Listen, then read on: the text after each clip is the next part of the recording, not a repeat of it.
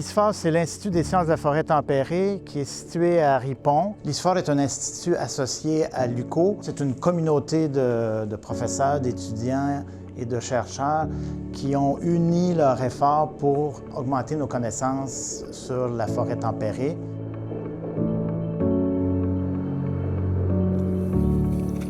Bonjour, je suis Yann Surgé-Grobat, professeur à l'Université du Québec en Outaouais et chercheur à l'ISFOR, l'Institut des sciences de la forêt tempérée, depuis 2015. Ma spécialité, c'est la génomique écologique et environnementale.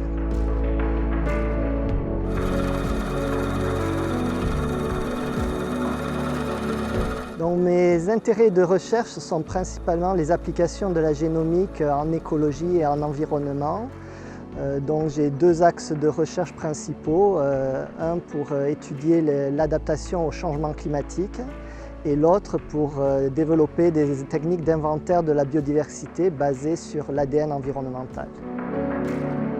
Dans le cadre de mes recherches, je travaille dans de nombreux endroits, donc que ce soit dans des parcs nationaux comme le parc de Gatineau, le parc de Plaisance, des forêts privées comme à Keinok ou aussi sur des terrains privés comme aujourd'hui. Je travaille sur un projet qui est financé par le MFFP qui consiste à tester des méthodes pour détecter des espèces en péril, donc en particulier la rainette faugrillon de l'Ouest, à partir de l'ADN environnemental. Donc on va prendre des échantillons d'eau et essayer de détecter la présence des espèces à partir de cet échantillon d'eau, donc sans avoir à les capturer directement ni à les observer.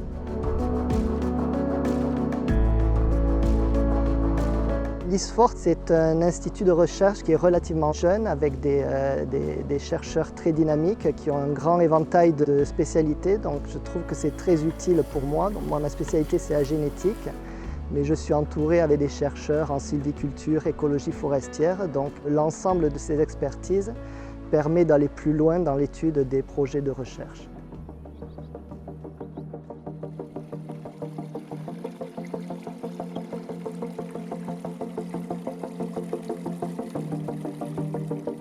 Je m'appelle Audrey Maheu, je suis professeure en écohydrologie à l'Université du Québec en Outaouais et chercheur à l'Institut des sciences de la forêt tempérée.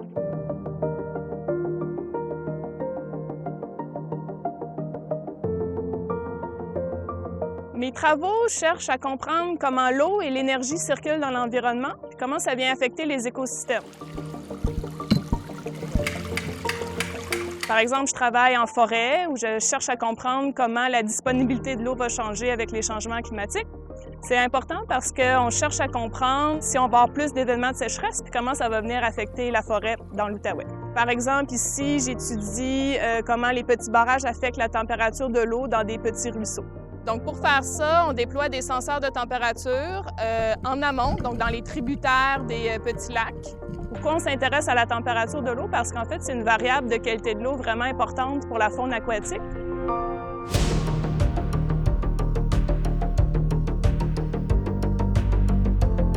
Au Québec, on trouve plein de petits barrages, mais souvent, ils sont peu étudiés.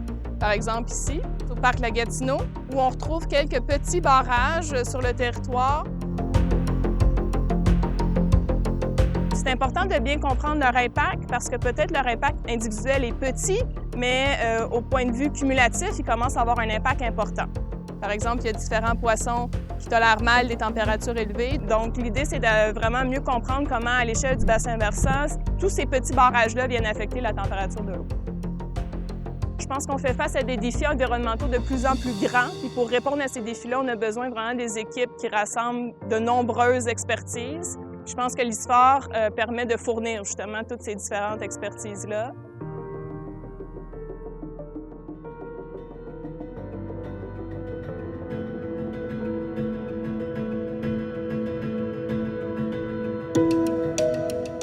Je suis Jérôme Duprat, professeur au département des sciences naturelles de l'UQO, chercheur à l'ISFOR et également titulaire de la chaire de recherche du Canada en économie écologique.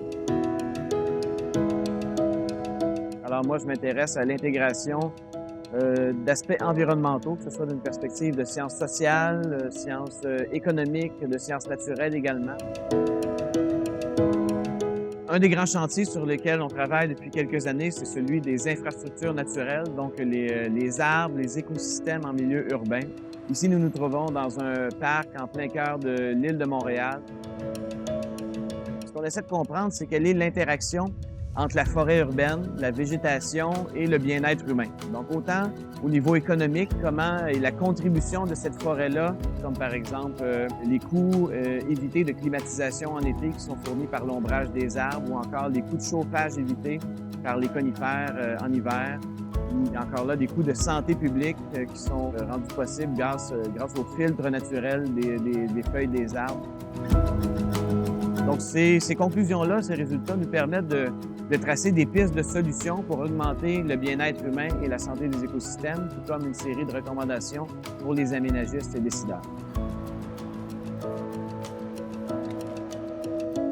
Alors, dans mon laboratoire, on fait autant de la modélisation socio-écologique, de la théorie économique et des approches plutôt sur la gouvernance environnementale. Et ces trois axes-là, on les dépose sur une série de territoires. Donc, il y a beaucoup de terrains au Québec, mais également, on a tout un réseau international. On fait des projets en Afrique de l'Ouest, au Mexique, en Australie et en Europe également.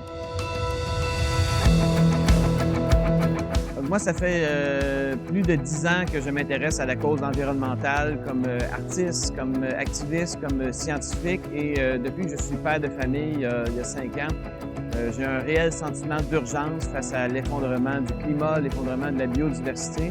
Et pour moi, faire de la recherche, c'est mon moyen de me sentir utile, d'essayer de proposer des solutions, de travailler avec des étudiants pour apprendre des choses et leur apprendre des choses.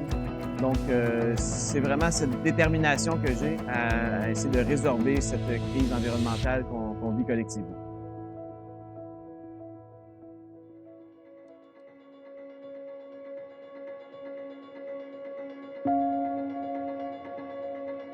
Bonjour, je m'appelle Philippe Nollet, professeur à l'UQO et chercheur à l'ISFAR, spécialisé en écologie appliquée et sylviculture.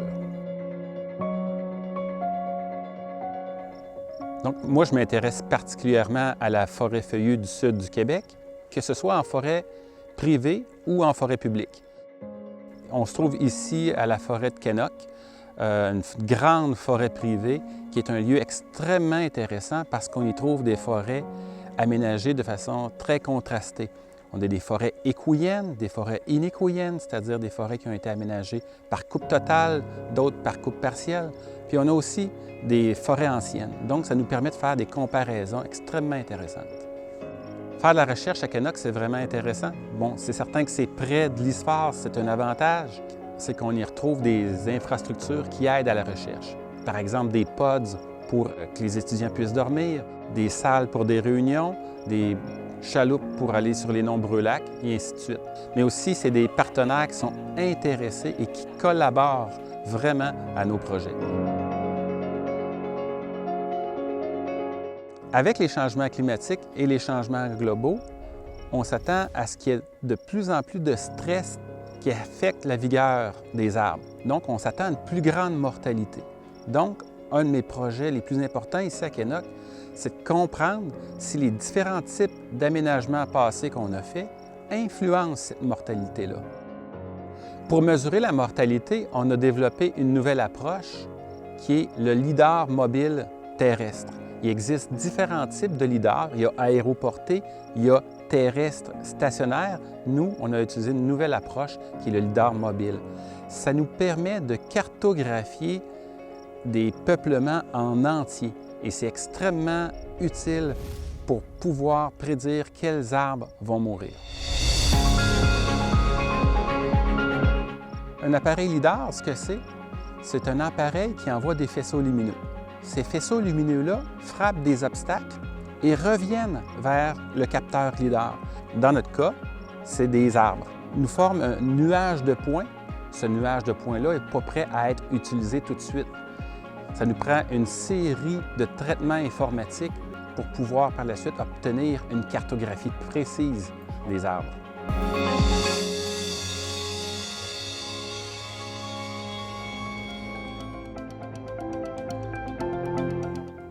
Pour moi, l'ISFAR, c'est un milieu de vie. Quand je sors du bureau, je suis en forêt. C'est ce que j'aime le plus. Donc, il y a un mariage entre ma vie personnelle et ma vie professionnelle. J'adore ça. Ce que j'aime à l'ISFOR, c'est la proximité. Il y a une proximité avec les étudiants, avec le personnel aussi. Donc, il y a vraiment un esprit de communauté qui se développe. Il y a beaucoup d'activités que les étudiants organisent. Donc, on est capable de vraiment établir des liens avec les gens avec qui on travaille. l'ISFOR, moi, ça fait 5 ans que j'y suis. C'est d'abord des relations humaines, vraiment une belle collégialité, un esprit d'entraide, une idée de travailler dans un petit milieu, de faire les choses ensemble, de développer des collaborations. L'ISFOR, c'est un institut de recherche très dynamique qui regroupe des professeurs aux expertises très larges. Et je crois qu'on a réussi au cours des dernières années à vraiment se positionner au Québec et même plus largement au Canada comme un des bons instituts de recherche en termes de sciences forestières. Donc, c'est à la fois valorisant d'y travailler et très stimulant de voir tout le travail qu'on y fait ensemble.